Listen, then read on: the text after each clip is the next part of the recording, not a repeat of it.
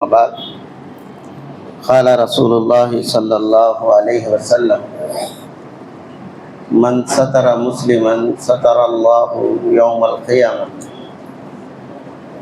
సోదరులారా, దైవప్రవక్త ముహమ్మదు రసూలుల్లాహ్ సల్లల్లాహు అలైహి వసల్లం ఈ విధంగా వివరించారు. ఎవరైతే తన ముస్లిం సోదరుడి తప్పులను కప్పిపుచ్చుతాడో, మన్ సతర ముస్లిమన్ సతరహుల్లాహు యౌమల్ ఖియామా, అల్లాహ్ సుబ్హాన తాలా ఆ దాసుడు చేసిన తప్పులను ప్రళయ దినాన దాచిపెడతాడు.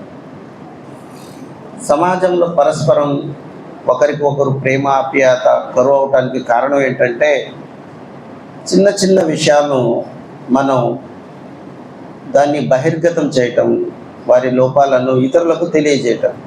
దానివల్ల ఏమవుతుందంటే, మనిషికి పక్కనోడి పట్ల ప్రేమ పోయి ద్వేషం పుట్టుకొస్తుంది. నాతో ఏదో తప్పు జరిగింది, అది వాడికి చెప్పాలా అని. ధైర్యం ఉంటే ఎవరికి చెప్పాలి? ఎవరితో అయితే జరుగుతుందో వారికే చెప్పాలి. అయ్యా, నువ్వు ఇలా చేస్తున్నావు, ఇలా చేయబాక, నీ వ్యవహారాన్ని సరిదిద్దుకో అనాలి. మనం ఏం చేస్తాం? అతనికి చెప్పము. అతనికి చెప్పకుండా ఇతరులకు చెప్తే ఏమవుతుందంటే, అది ప్రేమ ఆప్యాయత తగ్గిపోతుంది. అది అతనికి తెలిసిన తర్వాత అతను ఏం చేస్తాడు? మన పట్ల ప్రేమ భావం కాకుండా ద్వేషభావంతో ఉంటాడు. ఇలా సమాజం ఒకరికొకరు దూరం అయిపోతే సమాజంలో శాంతి అనేది, ప్రేమ ఆప్యాయత అనేది కరువు అయిపోతుంది. అందుకోసం అల్లాహ్ ప్రవక్త సల్లల్లాహు అలైహి వసల్లం వారు ఈ విషయాన్ని వివరించి ఏమన్నారంటే, లోపతాపాలు ప్రతి ఒక్కరిలో ఉంటాయి. అల్లాహ్ సుబ్హానహు వ తఆలా ఒకవేళ మన లోపతాపాలు ఇతరులకు తెలియచేయకుండా దాచినట్టయితే, దైవప్రవక్త సల్లల్లాహు అలైహి వసల్లం వారు అంటున్నారు, కన్న కొడుకు సైతం తండ్రిని ఖననం చేయడానికి కూడా ఇష్టపడ్డాడు. అతని పాపాలు కనుక బహిర్గతం అయిపోతే, తెలిసిపోతే, కన్న కొడుకు సైతం తండ్రి చేసిన పాపాలను చూసి ఇంత చొట్టోడాయుడు నా తండ్రి అని ఖననం చేయటం కూడా మానేస్తాడు. కారణం ఏంటి? అల్లాహ్ ఎంత దయగలవాడు. పాపం చేసినా సరే ఆ పాపాన్ని ఎదుటి వ్యక్తి ముందు చూపించట్లేదు. కారణం ఏంటి? ఇవాళ కాకపోతే రేపు నా దాసుడు మారుతాడని అల్లాహ్ అవకాశం కల్పిస్తూ ఉన్నాడు. మనం ఏం చేస్తాం? మనకైతే అల్లాహ్ క్షమించాలని కోరుకుంటాం, మన ఇతరులకు క్షమించము. అట్లాగెట్లా అవుతుంది? మనం కూడా క్షమించాలి. అల్లాహ్ ప్రవక్త సల్లల్లాహు అలైహి వసల్లం వారు అన్నారు, ఎవరైతే ఇతరుల తప్పిదాలంటే అది ఘోరమైనవి ఉండకూడదండి. ఉదాహరణకి ధర్మానికి నష్టం అవుతుంది, లేక సమాజంలో అప్పులు తీసుకొని ఎక్కొట్టేస్తున్నాడు, జనాలకి నష్టం అవుతుంది. అట్లాంటప్పుడు ఆ వ్యక్తి గురించి మమ్మల్ని అడిగితే సలహా ఇవ్వటంలో తప్పు లేదు. ఒక సహాబీ రసూల్ సల్లల్లాహు అలైహి వసల్లం వారి దగ్గర వచ్చి అడిగారు, యా రసూలుల్లాహ్ సల్లల్లాహు అలైహి వసల్లం, నాకు వివాహం చేసుకోవటానికి ఇద్దరు సహాబీలు సంబంధాన్ని పంపించారు, మీ దృష్టిలో వారు ఎవరో మంచోళ్ళో కాస్త చెప్పండి అన్నారు. ఆయన రసూల్ సల్లల్లాహు అలైహి వసల్లం వారు ఏమన్నారు?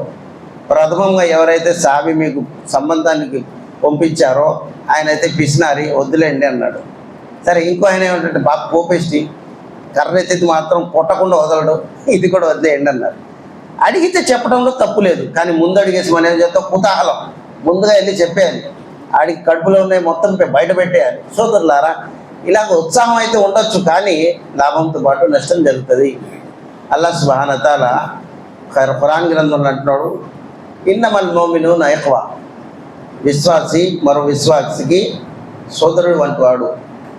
సోదరుడు అంటే రక్త సంబంధికుడు అంటున్నాడు.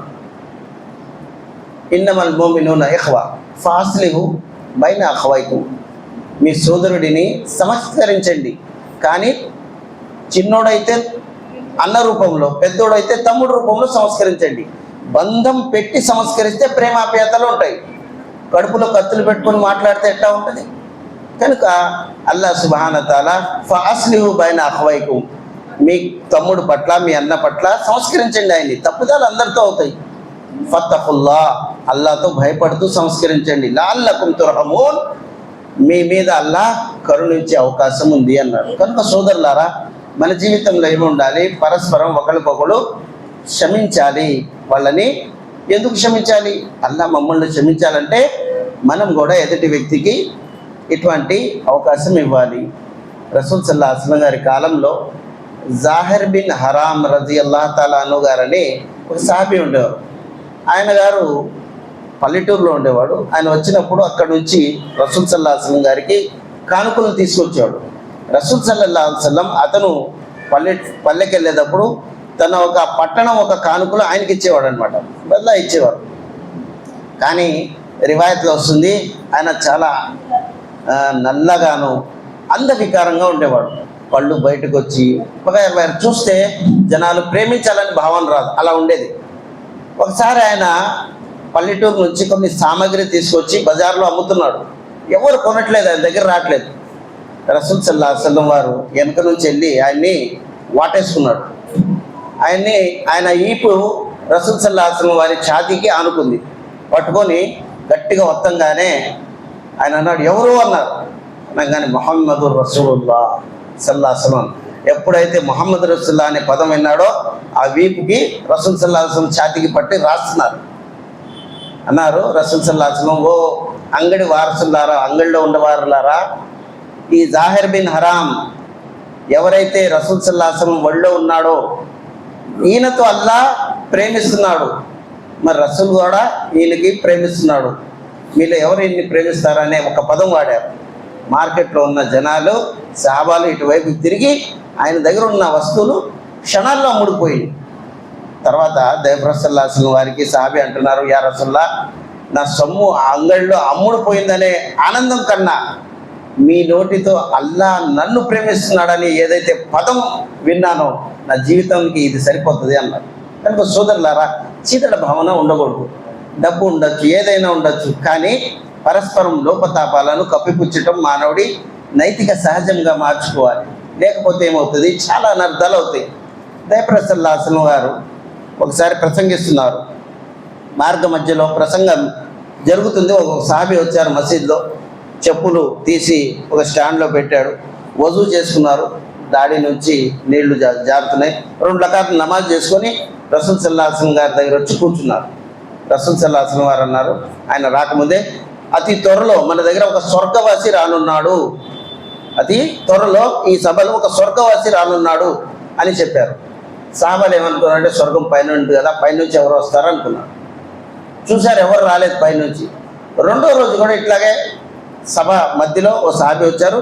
రాకముందే ఆయన రసూల్ సల్లల్లాహు అలైహి వసల్లం అన్నారు, అతి త్వరలో ఒక స్వర్గవాసి రానున్నారు.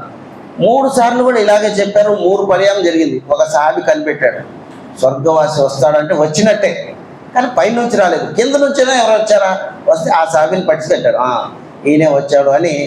ఈయన ఏం చేశాడని ఆయన రసూల్ వారు స్వర్గవాసి అన్నాడు. ఆయన దగ్గరికి వెళ్ళాను, భాయ్ నేను మీతో పాటు 3 రోజులు ఉండాలి అతిథిగా అనుకుంటున్నాడు. పర్లేదు రండి అన్నాడు. 3 రోజులు ఉన్నారు, చూశారు, మామూలే నమాజులు, మామూలే వ్యవహారం, ఏం పెద్ద ఆచరణ లేదు.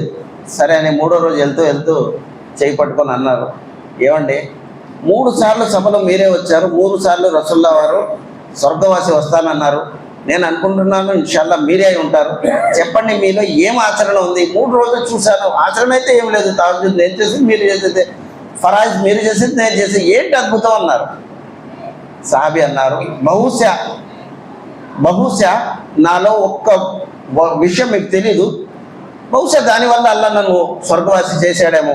ఏమిటి అంటే, నేను రాత్రి పడుకునేటప్పుడు నా మనసులో ఎవరి పట్లయితే భావన వ్యతిరేకం ఉందో అన్నిటిని తొలగించి సాఫ్ చేసుకొని పవిత్రమైన మనసుతో పడుకుంటాను. ఉదయం లేస్తే ఎవరి పట్ల కూడా నాకు కల్ముష భావం ఉండదు. అందుకోసం బహుశా ఈ ఆచరణ చూసి అల్లా నన్ను క్షమించాడేమో.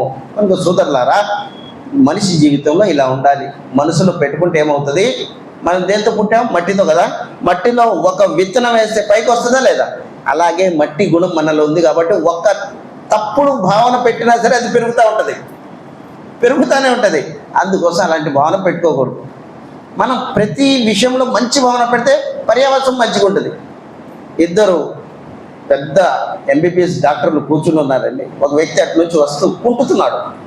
ఒక డాక్టర్ అన్నాడు, ఈడు వెన్ను ముక్క తేడా ఉంది అందుకోసం కుంటున్నాడు రా, నేను డబ్బులు షరతు పెడతాను అన్నాడు. పక్కనోడు అన్నాడు, కాదు ఆడు కాళ్ళు ఫ్రాక్చర్ ఉంది అందుకోసం కుంటున్నాడు, నేను నీకు ఇది తప్పు అయితే నేను డబ్బులు ఇస్తాను. 2 వాదానికి బెట్టింగ్ చేస్తున్నారు. బెట్టింగ్ చేస్తున్నారు. అంతలో ఆ వ్యక్తి వచ్చేసాడు, వచ్చి అంటున్నాడు, ఏం డాక్టర్లారా ఏంటి వ్యవహారం అన్నాడు. ఏం బెట్టింగ్ చేస్తున్నావా, ఏమైంది అంటే, నీ వెన్నుముక్క తేడా ఉందని నేను చెప్పాను, నీ కాలు తేడా ఉందని వీడు చెప్పాడు. అసలు విషయం ఏంటో చెప్పాడు. ఏమీ లేదండి, నా చెప్పు తగ్గింది, అందుకోసం అలా నడుస్తున్నాను అన్నాడు. సోదరులారా, ఉన్నది ఒకటి, అయ్యేది భావన ఒకటి. అలా ఉంటుంది. మనం ఎవరితో మంచి భావన పెట్టామనుకోండి, అంత చెడు చేసినా సరే మంచి భావనే ఉంటుంది. కానీ చెడు అనేది మనసులో ఉంటే పెరుగుతూ ఉంటుంది, మంచి ఉన్నా పెరుగుతూ ఉంటుంది. అందుకోసం మంచిని ప్రోత్సహించాలి, చెడుని వదిలేయాలి. మనం కూడా అల్లాహ్ సుబ్హానహు వ తఆలా ఎన్నో విషయాలు వదిలేశారు. 1981 మన భారతదేశం పార్లమెంట్లో ఆర్సి డాట్ అనే వ్యక్తి ఒక పార్లమెంట్లో బిల్లు బిల్లు ప్రవేశపెట్టాడు. కానీ అభ్యర్థులు ప్రత్యర్థులు వాదోపవాదం లేకుండా ఏ బిల్లు కూడా పాస్ అవుతుంది. కానీ విచిత్రం ఏంటంటే మన భారతదేశ పార్లమెంట్లో కర్ణాటక నుంచి ఎంపీగా భారత పార్లమెంట్ సభ్యుడిగా ఎన్నికైన ఆయన డాటా అనే వ్యక్తి పెట్టిన బిల్లు ఒక్కసారికి పాస్ అయిపోయింది. విచిత్రంగా ఉంది కాదు. ఏం పెట్టాడో ఆ బిల్లులో చెప్పనా? ఏం పెట్టాడంటే, మన భారతదేశ పార్లమెంట్ సభ్యుల జీతాలు పెరగాలి అని పెట్టాడు. ఎవరైనా వాదోపవాదాలు వేస్తారా? పెంచకూడదా, నాకు పెరగదు అంటారా? ఎంత శత్రుత్వం ఉన్నా సరే కలిసిపోయారు. సోదరులారా, ఇహలోకం లాభం కోసం ఒక శత్రుత్వ భావన ఉన్నోడు కలిసిపోతే పరలోకం స్వర్గం కోసం మనలో ఉన్న విభేదాలను పక్కన పెట్టి ఏకమవటానికి మనం సిద్ధం లేమా? ఉండాలండి. మానవత్వం అంటే ఇదే. ఏదైనా లాభం వస్తుందంటే మానవుడు దానికి ఏం చేస్తాడు? ఏకమైపోతాడు. ఇహలోకం లాభం కోసం వాడు ఏకమవుతే పరలోకం లాభం కోసం ఏకమవమా? చలో ఇంకో ఉపమానిస్తాను చూడండి. బీహార్లో పెద్ద వరద వచ్చింది, జనాలు కొట్టుకుపోతున్నారు. ఒకే ఒక చెట్టు ఆగి ఉంది. ఒక సర్పం వెళ్తా చెట్టు పట్టుకుంది. ప్రాణాపాయం నుంచి రక్షించుకోవడానికి పైకి వెళ్ళింది. 2 కొమ్మలు ఉన్నాయి దానికి. ఒక చెట్టు 2 కొమ్మలు. ఒక కొమ్మ మీద పెద్ద విషసర్పం అనకొండ ఉంది. రెండో సన్నివేశం ఏమిటంటే, అదే ఒక ప్రవాహంలో కొట్టుకుంటా పోతా ఒక మనిషి ఆ చెట్టుని శరణం కోరుకున్నాడు. పైకి వెళ్ళి చూస్తే పాము ఉంది. ఈ కొమ్మ మీద ఈడున్నాడు. ఇప్పుడు చెప్పండి, ఇద్దరు శత్రువులా మిత్రులా? శత్రువులు. అయినప్పటికీను పాము ఈడు కాటేయలేదు, ఈడు పామును కొట్టట్లేదు. ఎందుకు? పెద్ద ఆపద నుంచి వచ్చావు, మళ్ళీ ఏమైతే ఆపదలో పడతాం అని ఆపదను దృష్టిలో పెట్టుకొని శత్రువులు మిత్రులు అయిపోయారే. నరకంలో కాలుతామనే భయంతో మానవుడు ఒకళ్ళకొకడు ఇహలోకంలో ఎందుకు ఏకమవట్లేదు? రంజాన్లో ఎందుకు ఏకమవట్లేదు? ఇలా ఏకం కాకపోతే అల్లాహ్ నరకాగ్నికి ఆహుతి చేస్తాడు కదా అని. సోదరులారా, ఒకటి పట్ల ఒకళ్ళ దేశ భావన ఎప్పుడైతే ఉంటుందో అల్లాహ్ సుబ్హానహు వ తఆలా ఆ వ్యక్తితో ఇష్టపడడు. అందుకోసం దైవప్రవక్త సల్లల్లాహు అలైహి వసల్లం అన్నారు, మన్ సతర ముస్లిమన్ సతరల్లాహు యౌమల్ ఖియామా. ఒక ముస్లిం ఒక లోపతాపాలను కప్పిపుచ్చాలి. ఎందుకు? అల్లాహ్ అతని లోపతాపాలు కప్పిపుచ్చుతాడు. కనుక సోదరులారా, పాపం చేయని వాడు ఎవడు లేడండి. తప్పిదాల నుంచి ఏమి లేవు. ఎవరు కూడా పవిత్రుడు కాడు. అందరూ సహజమే, ఏదో ఒకటి జరుగుతూ ఉంటాయి. మానవుడు అంటేనే అదండి. ప్రథమ మానవుడు హజరత్ ఆదం అలైహిస్సలాం వల్ల తప్పు జరగల, అదే కోణానికి చెందిన మనం. కనుక సోదరులారా, ఒకళ్ళు క్షమించే ఆ భావన పెట్టండి. అల్లాహ్ నేను దువా చేస్తున్నాను. అల్లాహ్ సుబ్హానహు వ తఆలా ఏదైతే ధర్మం పవిత్రమైనది మాకు ప్రసాదించావో అల్లాహ్ నీ ఒక స్వర్గానికి ఆశపడి అందరూ మనం ఏకధాటి మీద నడిచే మహాభాగ్యం ప్రసాదించుగాక. ఒకరి పట్ల ఒకరు మనసులో ఏదైతే ఉందో కల్మష భావాలు అల్లాహ్ వాటిని పక్కన పెట్టి ప్రేమ ఆప్యాయతతో జీవితం గడిపే మహాభాగ్యం ప్రసాదించుగాక. ఆమీన్. సుబ్హానక రబ్బిక రబ్బిల్ ఇజ్జతి అమ్మా యసిఫూన్ వ సలామున్ అలల్ ముర్సలీన్ వల్హమ్దులిల్లాహి రబ్బిల్ ఆలమీన్.